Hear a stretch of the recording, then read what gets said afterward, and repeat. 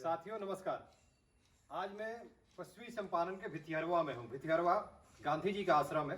गांधी जी ने 1917 में आश्रम बनाया था और इसी आश्रम ने बैरिस्टर गांधी को महात्मा गांधी बनाया। गांधी जी के प्रवास के दौरान माता कस्तूरबा यहाँ रहा करती थी और उनके समय में जो बुनियादी स्कूल था वही स्कूल आज एक ऐसा स्वरूप ले चुका है जहाँ 500 बच्चियाँ निःशुल्क शिक्षा को प्राप्त करती हैं। ये उसी बिहार में हो रहा है जहाँ महिलाओं में शिक्षा का दर मात्र 60% है, यानी कि 40% महिलाएं आज भी शिक्षा से दूर है। हमारे साथ इस स्कूल के सचिव हैं। इन्होंने इस स्कूल को पूरा करने के लिए इन्होंने मुझे अभी बताया कि इस स्कूल को आप देखिए, एक बार थोड़ा आप स्कूल भी दिखा दीजिए। क्या इन्होंने मुझे बताया कि इस स्कूल को बनाने में एक एक ईंट इन्होंने लोगों से लेके बनाया है।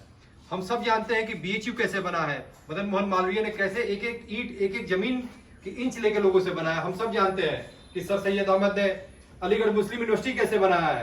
पर हम आज ये नहीं जानते कि सुदूर बिहार में गांधी जी के आश्रम के पास जहां तक आज तक सड़क तक सरकार नहीं दे पाई, उस जगह में जहां से 150 किलोमीटर कोई विश्वविद्यालय है, 50 किलोमीटर कोई बीए का कॉलेज है, वैसी जगह पे सचिव साहब ने खुद की मेहनत से और अपनी इच्छा शक्ति से इस स्कूल के भवन का निर्माण किया। इस स्कूल को एक ऐसा रूप दिया है जहां पे 500 बच्चियां निःशुल्क शिक्षा प्राप्त करती है और इस स्कूल का एक मॉडल भी है। ये दंड भी लेते हैं उन बालिकाओं से जो यहाँ अनुपस्थित होती हैं। तो अब हम इन्हीं से जानेंगे कि कैसे इन सब 1986 से जन सहयोग से चलता आ रहा, माँ कस्तूरबा की याद में चलता आ रहा है। बीच में यह विद्यालय किसी कारणवश कुछ दिनों तक बंद रहा। जब मैं इस विद्यालय का सेक्रेटरी हुआ उसके बाद से फिर घर घर घूम करके बच्चियों को जमा किया और जन सहयोग से धीरे धीरे 3-4 साल के अंदर ये सब भवन बनवाने का काम किया। इस विद्यालय में एक भी ईंट मेरा नहीं है। लोगों ने जो कुछ भी दिया है वह मेरे विश्वास पर दिया है, यही मेरे लिए बहुत बड़ी बात है। और ये इस विद्यालय में 500 बच्चियाँ निःशुल्क पढ़ती है और गरीब बच्चे ही ज़्यादा इस स्कूल में पढ़ने के लिए आते हैं। उन लोगों का ड्रेस और जूता किताब सब व्यवस्था में किसी संस्था किसी व्यक्ति से मिल करके और सहयोग ले करके और सब बच्चियों को किताब जूता ड्रेस मुहैया कराता है और लोग खुल करके इस विद्यालय को दान देते हैं और चलाने में मदद भी करते हैं। आज इस विद्यालय में एक नया भवन बना है जो इस विद्यालय के मानकता को पूरा करने के लिए जरूरी था। वह फिर लोगों से घूम करके बालू ईंट छड़ सीमेंट ले करके आज इतना बड़ा भवन जो है सो तैयार किया गया है। यहाँ से विश्वविद्यालय पौने 200 किलोमीटर दूर है, महाविद्यालय जो है 50 किलोमीटर दूर है, बालिका विद्यालय बालिका इंटर कॉलेज यहाँ से 20 किलोमीटर दूर है। यह थारू बहुल क्षेत्र है और यहाँ बच्चियों को पढ़ने के लिए कोई भी सुविधा नहीं था। तो यहाँ के लोगों ने जन सहयोग से माँ कस्तूरबा के नाम पर इस विद्यालय को खोला और माँ कस्तूरबा को नाम को बचाए रखने के लिए तत्पर रहे और विद्यालय को चलाते रहे। आज इस क्षेत्र के सभी लोगों के सहयोग से इस विद्यालय को हम लोगों ने यहाँ तक पहुँचाया है और आगे भी पहुँचाने की कोशिश हम लोग कर रहे हैं। देखिए, थारू बहुल क्षेत्र है। थारू एक जनजाति है जो बिहार की सबसे बड़ी जनजाति है और बिहार के तराई एरिया में रहती है। यहाँ से नेपाल, अगर मैं ठीक हूँ तो 10 या 15 किलोमीटर दूर थोड़ी आ जाता है, 22 किलोमीटर दूर, और उसके बाद नेपाल शुरू हो जाता है। यहाँ की ये जनजाति बिहार में बिल्कुल मतलब आप समझिए कि हाशिए की जनजाति है। इन जनजातियों का हाल पूछने वाला कोई नहीं है। इस इलाके में आपने बताया अभी सचिव जी ने कि क्या है शिक्षा की स्थिति। और सबसे जो अच्छी बात इन्होंने जब मुझे विद्यालय दिखाया तो ड्रॉप आउट का जो सबसे मेन रीजन ये होता है कि बच्चियों के स्कूल में शौचालय नहीं होता है और उस चीज को इन्होंने बहुत ध्यान रखा है और इस स्कूल में बहुत बड़ा बच्चियों के लिए शौचालय बनाया है। एक यूनिक फीचर मैं और इस स्कूल का बताता हूँ। आप ये देखिए, इस स्कूल का बाल संसद है। बाल संसद में देखिए हर मंत्री है। यहाँ प्रधानमंत्री से शुरू होता है, उप प्रधानमंत्री, वित्त मंत्री, सफाई मंत्री, बागवानी मंत्री, जल एवं पर्यावरण मंत्री, स्वास्थ्य मंत्री, खेल मंत्री, सांस्कृतिक मंत्री, रक्षा मंत्री। शायद ये विश्वविद्यालयों के चुनाव में भी ऐसे मंत्री नहीं होते होंगे जो आपको पर्यावरण के बारे में बताए, जो आपको सफाई के बारे में बताए। तो जब आपकी बुनियादी शिक्षा ही इन सब चीजों से शुरू होती है, जहाँ की आप सफाई का ध्यान रखते हैं, आपको ये पता होता है कि पर्यावरण के लिए कौन सी चीज अच्छी है, कौन सी चीज बुरी है। स्वास्थ्य बहुत बड़ी चीज है। एक कहावत है कि जब कभी गरीब आदमी बीमार होता है तो उसकी बीमारी उसे कब्र तक ले जाती है। तो बहुत जरूरी है स्वस्थ रहना। तो स्वास्थ्य की सुविधाएं, स्वास्थ्य की जो जानकारी है, स्वास्थ्य की जो शिक्षा है, वो आपको बुनियादी स्तर पर अगर मिल जाता है तो आपकी पूरी जिंदगी आप स्वस्थ रह के गुजार सकते हैं और देश की आर्थिक सुधारों में भी भागीदारी अपना सकते हैं। इसके साथ ही अगर आप थोड़ा आगे बढ़ेंगे तो ये यहाँ पे चलाते हैं कस्तूरबा विद्यालय बाल बचत बैंक है ये। अब बाल बचत बैंक को देखिए, इस बाल बचत बैंक को पूरी तरह से कंट्रोल यहाँ के बच्चे ही करते हैं।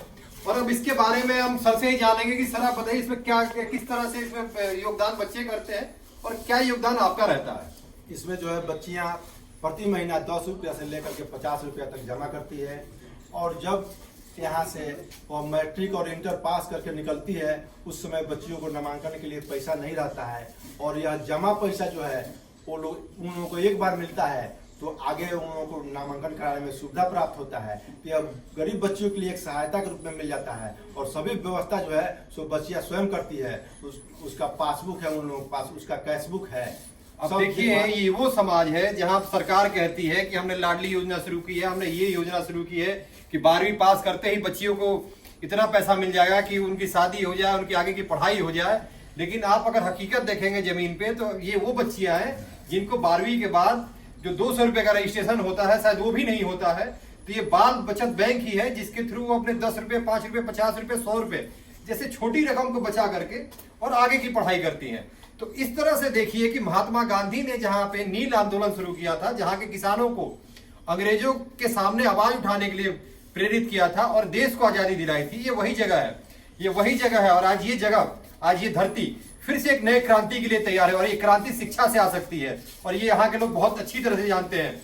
और सचिव जी ने ये इस चीज को लोगों तक पहुंचाने के लिए हर एक कोई भी पीछे ना छूटे, लाइन का आखिरी व्यक्ति, पंक्ति में खड़ा आखिरी व्यक्ति तक शिक्षा कैसे पहुंचाई जाए।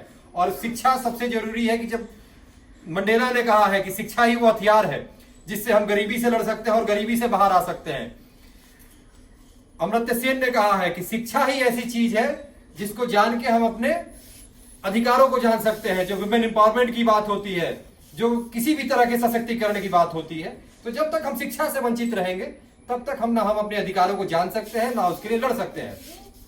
तो देखिए एक सुदूर गांव में, एक सुदूर कोने में जहां शायद 2 अक्टूबर को ही कोई चादर चढ़ाने आता है, फूल चढ़ाने आता है, माला चढ़ाने आता है, उसके बाद यहाँ कोई झांकने तक नहीं आता, उस जगह पे माता कस्तूरबा के शुरू किया हुआ जो मूल विद्यालय था उसको कैसे आगे तक लेके जा रहे हैं और कैसे एक एक ईंट, एक एक यहाँ पे लगाई हुई एक कुर्सी, यहाँ पे कंप्यूटर रूम है, कंप्यूटर में आपको बहुत सारे बच्चों को तकनीकी सुविधा दी जा रही है, यहाँ पे टीचरों को रहने के लिए इन्होंने सुविधा उपलब्ध कराई हुई है। तो देखिए कैसे जन भागीदारी से, एक दृढ़ इच्छा शक्ति से माता कस्तूरबा के नाम पे शायद ही कहीं कोई हस्तलिखित मासिक पत्रिका आती हो।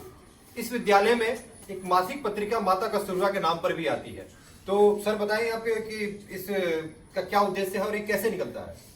यहाँ हम लोग बच्चियों को नेतृत्व करने का क्षमता कैसे प्राप्त हो, लिखने पढ़ने की शक्ति कैसे उनमें प्राप्त हो, इसको आगे बढ़ाने के लिए हम लोगों ने मासिक हस्तलिखित कस्तूरबा दर्पण पत्रिका वो लोग निकालती है जो हर महीने निकलता है और बच्चियां अपना कविता, अपना कहानी स्वयं लिखी हुई, अपने हाथों से लिखा हुआ लेख, चित्र जमा करती है और महीना में उसको प्रकाशित किया जाता है और सूचना पट पर उसको साटा जाता है। फिर दूसरे महीना जब दूसरा पत्रिका आता है तो उसको हटा करके दूसरा पत्रिका उस पर लगाया जाता है। इस तरह से बच्चियों के बीच में स्वावलंबन का रूप देने के लिए विद्यालय परिवार की तरफ से यह कस्तूरबा दर्पण पत्रिका, हस्तलिखित पत्रिका निकालने का काम किया जा रहा है।